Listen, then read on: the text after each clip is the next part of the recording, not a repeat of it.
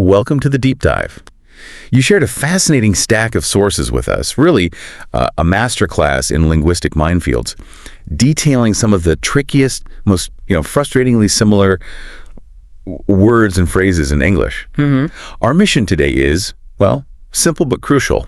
We're taking those sources and refining them into practical, immediately applicable knowledge. We want to go beyond just the definitions, right? Get into the grammatical precision. That's absolutely essential. Yeah. English is, well, it's notoriously riddled with traps. I mean, even native speakers often rely on instinct or, habit rather than the genuine rule, Right. which means they sometimes get it wrong. So today's deep dive is really designed to give you a powerful shortcut to mastering these nuances. We want your communication to achieve, well, maximum precision and clarity, moving you from just sounding fluent to sounding genuinely well-informed. I love that call. Yeah. Precision knowledge. Okay, so we've got 10 distinct areas of potential stumbling today. We're tackling everything from how to handle determiners of quantity like when do you use all the versus the whole, to the subtle but really important differences between verbs of repetition. We're aiming for those specific, satisfying aha moments, you know, the kind that stick with you the next time you write an important email or have a demanding conversation. Definitely. Let's get straight into it then. We'll start with a pair that is, well, structurally confusing because both phrases seem to indicate totality, all the versus the whole. Right. Both of these, they signal that 100% of something is involved, but we can't use them interchangeably. So what's the fundamental grammatical concept dictating the choice here? Okay, the core distinction revolves entirely around the noun type they precede. Specifically, we need to differentiate between singular countable nouns and nouns that are either plural or uncountable. That classification, it dictates everything. All right, let's focus on the singular countable noun first. So if I'm talking about one single item, something I can physically isolate and count, what do I use? You must use the whole. The structure is always the whole, plus that singular countable noun. Think of the whole as emphasizing a single indivisible unit that you're consuming or observing or, talking about in its entirety. Our sources use some excellent examples, like, you said, did you watch the whole game? You're referring to one complete unit of time or one single match. Right. Or the whole book was boring. Again, emphasizing that 100% of that single item was involved. That makes sense, yeah. It really highlights the completeness of that single unit. Okay. Okay, now what about the alternative? If the noun is plural, meaning there are many items, or if it's uncountable, like an abstract concept. Then you default to all these. So if you're referring to a group of countable items, for instance, I've watched all the videos you've made. The plural noun videos requires all the. It refers to every single item in that collective group. Okay. And this also applies to uncountable nouns, substances or abstract concepts that you can't count individually. Right. Can you give us a few more concrete examples of those uncountable nouns? Yeah. Because I feel like that's often where people trip up. Certainly. Yeah, think about nouns like guidance, information, support, or money. You have to say, thank you for all the guidance, help, and support. You're referring to the entire amount of support, but because support isn't countable, you can't say one support, two supports. Yeah. It takes all the... Got it. Okay, this leads us straight to the common mistakes that they sound almost correct, but they violate this core rule. The sources highlighted some things we really need to actively listen for and, well, correct. Yes, these common errors are vital to avoid. The first major one is mixing up the countable singular rule. You should not say, all the book was boring. Right. Since book is singular and countable, the only correct option is the whole book. And the second major error, and this one is super common when talking about time duration, is applying all the beats to single units of time, like day, night, or weekend. You absolutely do not say, I studied all the day. Oh, that's a huge flag. Yeah. It shows the speaker is missing this rule. For those standard, single defined units of time, day, night, weekend, month, year, you must use the whole. I studied the whole day. Why? Because you're treating the day as one complete single unit. Exactly. That's the logic. Okay. And the last error is sort of reversing the plural rule. I can't say, I ate the whole cookies. Precisely, yeah. If you have plural cookies, you must say all the cookies. Now, if you only ate one, you can use the whole cookie. Ah, okay. The grammatical application is, well, pretty simple once you see it, but it does require that split-second decision. Is the noun singular countable? If yes, use the whole. Otherwise, it's all the. So the core nugget here, the takeaway, is really recognizing the noun type before you choose your determiner. That's the critical application point. That's it, exactly. Okay, let's move on. Another distinction that causes significant trouble because the definitions are so close. Yeah. Recur versus reoccur. Both mean happen again, right? Right. But that slight change in prefix signals a massive difference in pattern and expectation. Yeah, the source material really stresses that the key to this pair is the idea of pattern. So how does the structure of recur specifically convey this predictability? Okay, so recur means to happen again repeatedly or periodically. It establishes a consistent, expected pattern. The event is, scheduled or cyclical or chronic. Think of it as having a structure. So if I use a time indicator like every week or monthly, then recur is basically mandatory. Precisely, yeah. If there's an expectation of regularity, you have to use recur. Financial examples are perfect for this. My Netflix bill recurs every month. Or if we shift to health, a chronic issue recurs. My migraines recur every week. Or, psychologically, if a dream repeats itself, it's a recurring dream. You're talking about a structural phenomenon that will, by definition, happen again and again. That sounds almost mathematical, like an event plotted on a timeline. What's the fundamental difference then with recurs? Reoccur is much more straightforward, actually. It simply means to happen again, but, and this is the key, with absolutely no implication of a continuing pattern or periodicity, it's more like an isolated, maybe accidental second or third incident. It just happens again, perhaps unexpectedly. Okay, so if a light bulb blows out in my kitchen, and then I replace it, and the new one blows out an hour later, that event has reoccurred, but I don't assume I'm now entering, a weekly light bulb blowing cycle. That's a perfect scenario. Exactly. You hope the problem is solved and that the event does not reoccur. You're hoping it doesn't happen again at all, not that it stops happening predictably. The difference kind of comes from the subtle etymology. While means, again, reoccur, emphasizes the second specific occurrence, not necessarily a series. Right. I sometimes hear people misusing reoccur in a professional context, maybe talking about something like a mandatory monthly meeting. That's a classic error, yeah. If you say the mandatory meeting reoccurred, you're sort of implying that the monthly meeting happened once unexpectedly and then maybe happened again, also unexpectedly. Which isn't right for a scheduled meeting. Exactly. If it's mandatory and monthly, it's structured and cyclical. Therefore, the meeting recurs every first Monday. Okay, let's use the software testing example from the sources to really lock this down. It seemed to address both predictability and randomness really well. Absolutely. Good idea. Yeah. Think of software deployment. Our sources highlight that small glitches may reoccur after the update because, they might just be random, isolated events that happen to crop up twice. Okay. But a fundamental design flaw, that creates a structural problem, meaning true bugs will often recur until the patch is released because the underlying issue basically guarantees a pattern of repeated failure. I see. So the immediate rule check for you, the listener, is, does this happen again and again like a pattern? If yes, use recur. If it's just a repeat of a single event, maybe unexpectedly, use reoccur. That shift in expectation is everything. Precisely. This next pair is tricky because, the words are almost identical phonetically when you say them quickly, right? Such as and as such. But their grammatical roles are worlds apart. One is for defining examples, and the other is for defining consequence or role. Such as seems like the easier one to master. It feels purely illustrative. That's right, yeah. Such as is used solely to introduce examples that support a general idea or category. It functions pretty much like, for example, or including. So if you're discussing broad categories, such as helps you narrow the focus with specific instances. Can you give us the vitamin example again? Maybe elaborate slightly on the grammatical structure this time. Sure. Some fruits, such as oranges and apples, are high in vitamin C. So grammatically, oranges and apples are illustrations of the category some fruits. Right. And you could be listing multiple examples. Some tropical regions, such as Southeast Asia and parts of Central America, experience high humidity. It's just an illustrative function leading the reader or listener to specific instances. Okay, that covers illustration pretty clearly. Now, the more formal and, definitely more confusing phrase, as such. You mentioned it's an adverbial phrase dealing with capacity or consequence. Let's break down its grammatical role first. Okay. As such is an adverbial modifier. That means it modifies the entire preceding clause or concept. It connects the status or definition that's already been established in the first part of the sentence to the consequence that follows. You can often translate it as in that capacity or maybe because of that status.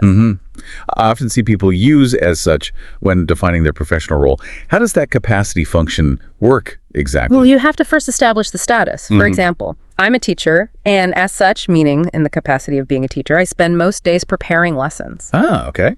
The action, preparing lessons, is presented as a direct result of the stated role teacher. If you skip that initial definition, the phrase as such becomes kind of meaningless. Right. And the consequence function, how does that work? This is used to introduce a result that stems directly from a previous condition or fact, like the device is experimental. As such, meaning because of its experimental status, it comes with numerous warnings and disclaimers.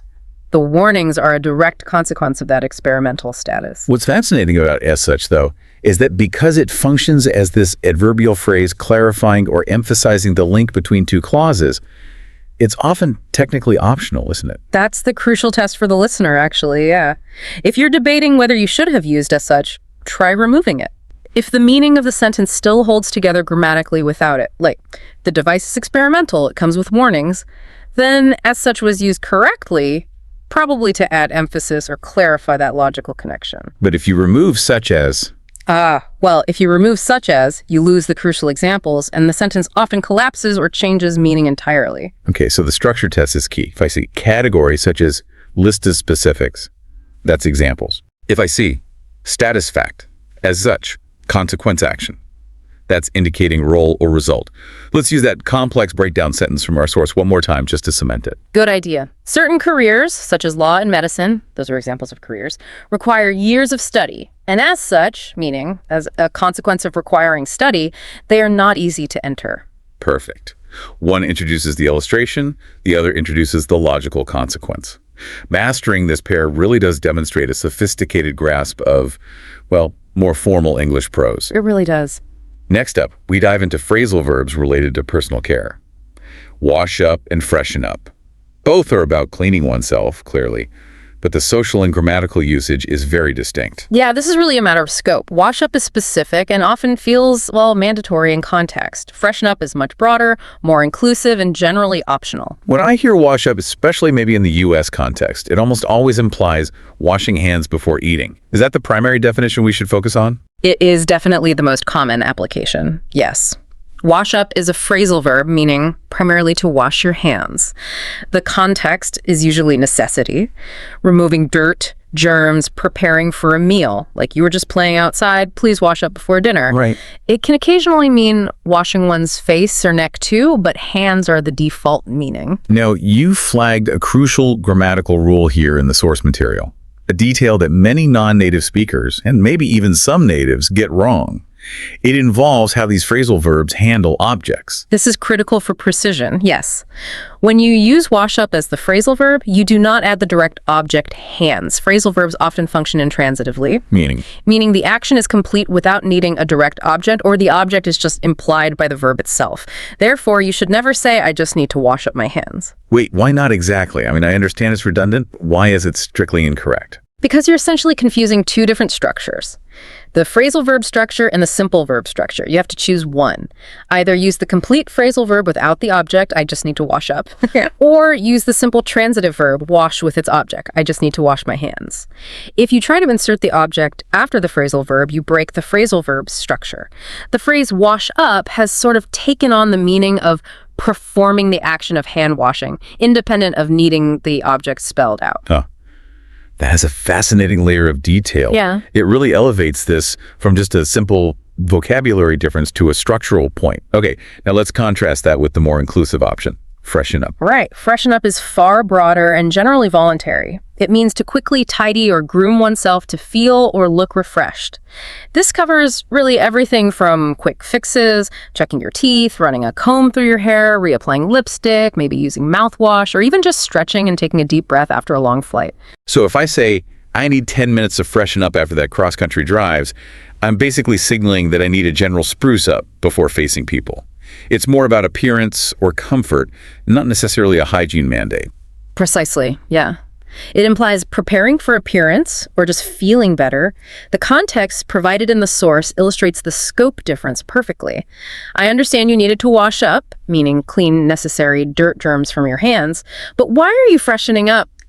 Doing hair and applying lipstick. It's just your neighbor coming over for a casual chat. Right. One's a necessity, the other's a choice. Exactly. Wash up is often about necessity or basic hygiene. Freshen up is more about a grooming choice, often for social readiness. The distinction seems clear then. Yeah. Wash up is specific hygiene, usually hands, and grammatically intransitive is a phrasal verb. Freshen up is quick, general grooming, and usually a preparation for social interaction or just feeling better. You've got it. Okay, this next segment tackles two different modal problems that often get confused. First, the spelling difference related to possibility. Yes, the one-word, two-word trap. Exactly. And second, the nuance of using modals for polite requests. Hashtag, maybe one word versus maybe two words. They sound identical when spoken, so this is purely a written grammar and structural issue, right?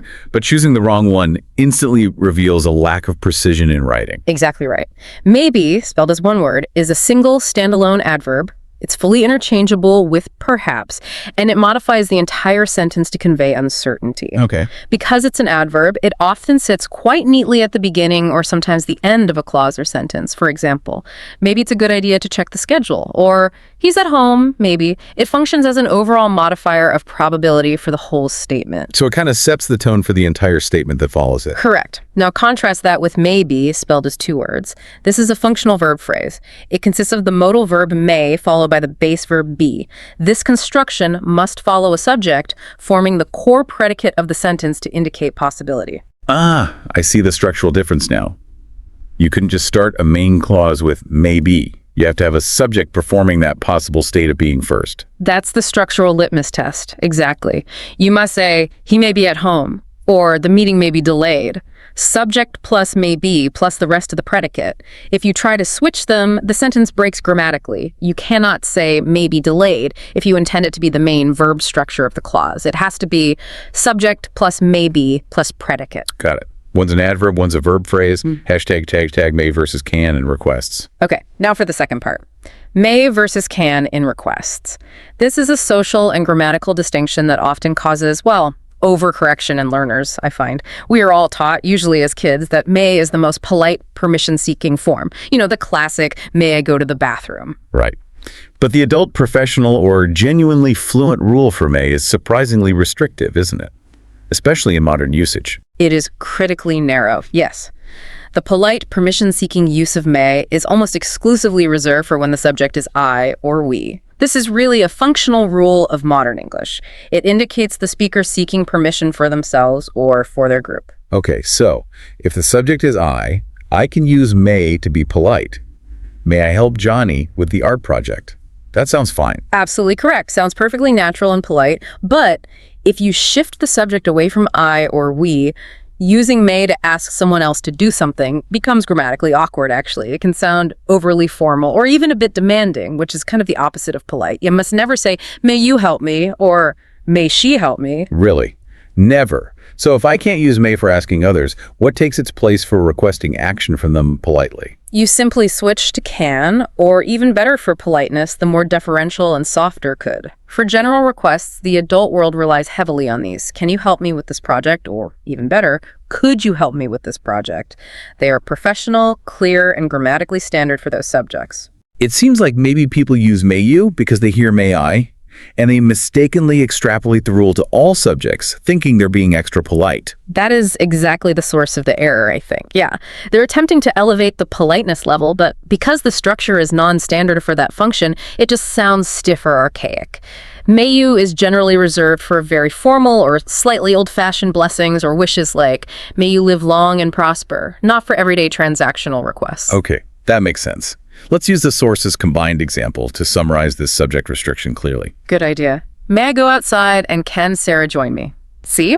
Since the first subject is I, may is correct for asking permission. But since the second subject is Sarah, equivalent to she, you switch to can to ask about her capacity or permission to join. That single sentence elegantly captures the entire rule set in practice. Perfect. That really clarifies it. All right, let's change gears completely now and look at how precise vocabulary is essential when discussing specific contexts, like driving. Line versus lane. The difference here feels like it's between the marker and the defined area itself. Exactly. The distinction is physical and spatial. A line is essentially one-dimensional. It's a noun representing a row or a boundary. It's static. It's the physical paint, the chalk, the marker itself. Okay. A lane, on the other hand, is two-dimensional. It's a space. It's the dynamic area that is bounded by those lines. Okay, so when I'm parking my car, the boundaries I'm trying to stay within are the lines. Precisely. You're checking your position relative to the painted boundaries. Am I within the lines? Or the complaint is about the physical markings themselves. They really need to repaint the lines. This rule applies pretty much everywhere a boundary is defined. Goal lines in sports, property lines, maybe the chalk line on a chalkboard. Right. And conversely, the space I occupy while I'm actually driving, the division of the road itself, that's the lane. Correct. A lane is the defined division of a road allocated for a single stream of vehicles. It's the navigable space. Actions relate to the lane. Yeah. You change lanes, you stay in your lane, you complain about the lane next to you moving faster. I get nervous every time I change lanes on the highway. It's about the space. I sometimes hear people incorrectly say, you need to stay in your lines. That sounds visually descriptive, maybe, but technically it should be lane, shouldn't it? Absolutely. Stay in your lane is the correct and idiomatic expression. It instructs a driver to remain in their designated area of traffic. If you tell someone to stay in their lines, yeah, it's probably understood, but it focuses incorrectly on the boundary rather than the functional space. We drive in lanes which are defined by lines. Okay. And we can employ this distinction outside of highways too, right? Like you mentioned sports. Sure. Yes, definitely. Think about sports. A running track has multiple lanes, right? And those lanes are separated by painted lines. In a swimming pool, you occupy a swimming lane. The consistency across these contexts reinforces the idea that the lane is the space designed for a specific purpose or movement. Right. Okay. The ultimate clarifying example from the source wraps them up perfectly. Right. I can't even tell if I'm in my lane because the lines are so faded. The lane is the space. The lines are the markers defining that space. Exactly. Once you see it that way, it's quite clear. All right, this next pair is purely about structural mechanics, but it frequently separates professional documentation from more casual writing. It's about whether a time period is describing a noun, acting as an adjective, or acting as a noun phrase indicating duration. The result dictates whether you use a hyphen and whether you use the plural s. Yeah, this comes up constantly. Contracts, warranties, any kind of policy where time is a factor. Let's tackle the adjective form first. Yeah. When the time period is describing something, how do we structure it? Okay. When a time period functions as a single adjective, you follow the number plus dash plus day, week, month, year rule. This entire hyphenated phrase functions as one singular adjective modifying the noun that comes after it. And crucially, it never takes a plural s, regardless of the number. Never, even if it's like 30 days. Never when it's acting as the adjective. The hyphen binds the words together into a single descriptive unit. So the hyphen is the key signal that these words are working together as one unit to describe another word. Exactly. The hyphen transforms the phrase from potentially two separate words, like 30 days, into one singular descriptor.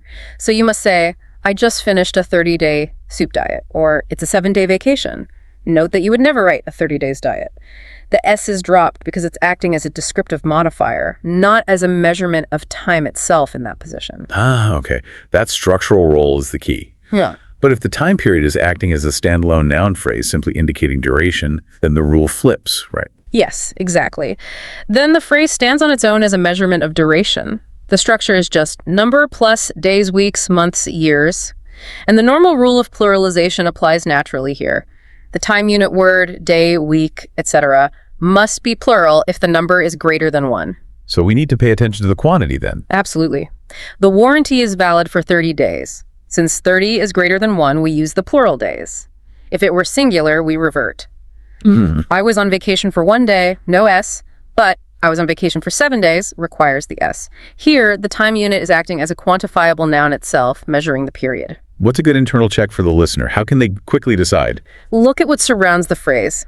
If the time period is preceded by a preposition like for or over, like for 30 days, you're probably indicating duration and need the plural noun form, if the number 1. Okay. If the time period is preceded by an article, A or V, and immediately followed by the noun it describes, like a 30-day plan, then it's acting as an adjective and requires the hyphen and the singular structure, no S on day. Let's use the quiz example from the source to confirm. The warranty is valid for 30 days. That's duration, a noun phrase. But we have a 1-year plan. It's an adjective describing the plan. Perfect. Yeah. Precision in business writing especially relies heavily on getting this distinction right. Okay, this next pair is often debated, especially across different dialects and informal speech, because it pits the strict rules of grammar against very common informal conversational usage. Real versus really. This is the classic adjective versus adverb problem. Right. And at the highest level, the basic rule we learn is real is the adjective, meaning genuine or true, and really is the adverb, meaning very or actually. That's the core rule. Correct. Real is an adjective, and by definition, adjectives modify nouns. So you use real when you're talking about a thing being genuine, that news was a real surprise, or she is a real friend. It describes the authenticity or genuineness of the noun it immediately precedes. Okay. And Really is the adverb form. Adverbs modify verbs or other adverbs, or, and this is where the vast majority of confusion happens, they modify adjectives, usually serving as an intensifier. So if you want to convey degree or intensity about an adjective, you must use the adverb really. for example, That novel was really eye-opening. Here really modifies the adjective eye-opening, or it was really nice of you to help. Here really modifies the adjective nice. okay, standard adverb usage. Yeah. But this is where we need to address the cultural elephant in the room, as you say. We constantly hear native speakers, particularly in informal settings, or maybe certain regional dialects, say things like, that pasta was real good, or he runs real fast. And that is the moment where grammatical precision absolutely clashes with fluent common usage. Yeah. Technically, real good and real fast are incorrect. Since good and fast in that context are adjectives, they should be modified by an adverb. Therefore, the technically correct phrases are, that pasta was really good and he runs really fast. Really serves as the required intensifier. So if the goal for you, our listener, is professional communication, sounding knowledgeable, and, well, correct, should you avoid real good entirely, even though you hear it? For formal writing and professional speech, absolutely, yes. While listeners should certainly recognize that real good exists in rapid, casual speech and understand its meaning, they must know it is grammatically flawed. If you're learning the rules and aiming for precision, you should hold the line. When you're modifying an adjective or an adverb, you use the adverb really. For clarity and correctness, there's no ambiguity there in the formal rule. So if I want to tell someone about a genuine surprise, I'd say, that was a real surprise. Adjective modifying the noun surprise. But it was really surprising. Adverb modifying the adjective surprising. That perfectly captures the rule set. Yes. You use real to describe the authenticity of the thing, the noun, and really to describe the intensity of the description, the adjective or adverb. All right, we finished today with the notorious trio of personal pronouns. I, me, and myself. Getting this distinction right is, well, non-negotiable for clear communication. It fundamentally defines the role of the speaker within the sentence. Are you the subject, the performer of the action, the object, the receiver of the action, or is it reflexive, where the action is self-directed? Okay, let's begin with I. This is the subject pronoun, the person or entity performing the action. Right. The rules for I are pretty straightforward. First, I performs the action. Second, and this is more a rule of courtesy that's commonly taught in English, when you are part of a group performing the action, I always comes last. It's considered polite to mention the other people before yourself. So you say, Sarah and I will handle the presentation. Never I and Sarah. Never I and Sarah. And the major error we hear constantly in this context is people using the object pronoun where the subject pronoun is required. You mean like saying, me and Sarah will handle it. That's incorrect. If you are the one performing the verb will handle, you must use the subject pronoun I, so Sarah and I. Got it. Okay, next, the object, me. This is the pronoun for the person receiving the action, or maybe receiving the benefit of a preposition. Exactly. If the pronoun is the object of a verb, or if it follows a preposition like to, for, with, between, then me is mandatory. Learning English sets me up for success. Here, me receives the action of being set up. Okay. Or, please send the final agenda to only me. Here, me is the object of the preposition to. Okay, this is where the most common grammatical overcorrection seems to happen. Often when people are trying really hard to sound more formal or educated, they insist on saying things like, please send the file to John and I. Oh, that is the #1 pronoun pitfall, absolutely. Our source gives us the ultimate simple test. Just mentally remove the other person from the sentence. Ah, okay. If you take John out of that sentence, would you say, please send the file to I? No, definitely not. You'd say, send it to me. Exactly. Therefore, when John is present, you must still use the object pronoun me. So the correct form is, Please send the file to John and me, because both John and you are objects of the preposition to. That simple removal test is really powerful for instant correction. Okay, finally, myself, the reflexive pronoun. Right. Myself has only one primary function, grammatically speaking. It's used when the subject and the object of the verb are the same person. The action is directed back onto the speaker. It reflects the action back to the I. Examples. I set myself up for failure. I set who? Me, so myself. Right. Or since no one else can do it, I'll complete the report myself, meaning I will do it without help. The action comes back to me. Okay. And the major misuse of myself is using it as a direct replacement for I or me in subject or object positions, often in, again, a misplaced attempt to sound more formal or maybe more emphatic. It's another classic attempt at linguistic elevation that just falls flat grammatically. Yes. You cannot use myself as a subject pronoun. You cannot say, myself and the team finished the project. That requires the subject pronoun I. So it should be. The correct phrasing is, the team and I finished the project. You're introducing two subjects, the team and I, requiring the subject pronoun I placed last. Right. So we have the performer, I, the receiver, me, and the reflector, myself. Let's solidify all three roles in one final sequence using that breakdown provided in the source. Okay, let's do it. Mark and I, subject, we schedule the meeting, but please send the final agenda to only me, object of the preposition to, and if no one else can finalize it, I'll do it myself. Reflexive, the action of finalizing comes back to I. Master that sequence, and you've pretty much mastered the trio. Excellent. That nails it down. Hashtag tag outro. Wow, what a detailed exploration. Yeah. We really navigated 10 crucial linguistic distinctions today. We covered, let's see, structural rules, like the necessity of the hyphen in those adjective duration phrases. Usage rules, like the predictable nature of recur versus the randomness of reoccur. Contextual rules, like the difference between a boundary line and a functional lane. And finally, those essential grammatical function rules for subjects, objects, and reflexives with I, me, and myself. We really tried to extract the absolute core knowledge from those sources you shared.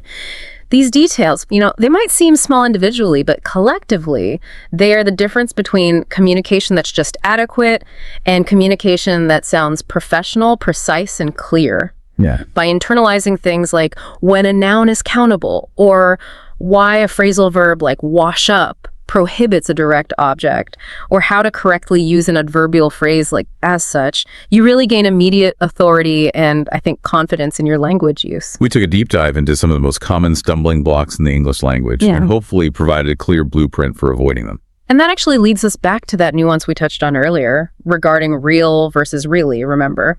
We noted that sometimes what is technically incorrect, like using real good, is actually widely accepted, even common, in fluent, informal native speech. So for you, the learner, this raises a really fascinating and ongoing question. How do you strategically balance adhering strictly to grammatical precision, the kind of rules we've provided today, with the need to achieve fluent, natural communication that sometimes mirrors common social usage, even if it bends the rules? Where do you draw the line for yourself? And when is it acceptable, maybe, to knowingly choose the common way over the strictly correct way? That balance, that's perhaps the final frontier of linguistic mastery, finding your own comfortable place between absolute correctness and natural fluency. That's a really powerful thought to leave with our listener. Thank you for guiding us through this essential deep dive today. My pleasure. It was a great discussion. We hope this accelerates your knowledge, and we look forward to the next one.